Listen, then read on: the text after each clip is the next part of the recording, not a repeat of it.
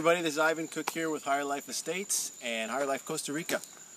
Here doing the road construction today, and I just want to show you, here is our Road 1. This is the main entrance road in the project. I finally cleared it out and getting ready to lay some substrate in there. And right over here we've got the Road 2, which is the entrance into the center of the project. It goes down into a valley and the rivers and everything else through there. And if you look up here, that is the top of Road 1. Goes south actually towards the ocean, and the ocean view lots are up there, the ridges and everything.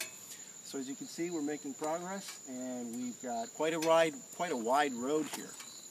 And it'll look beautiful. We're going to have a meridian here, some big palms down the center, making it look really beautiful.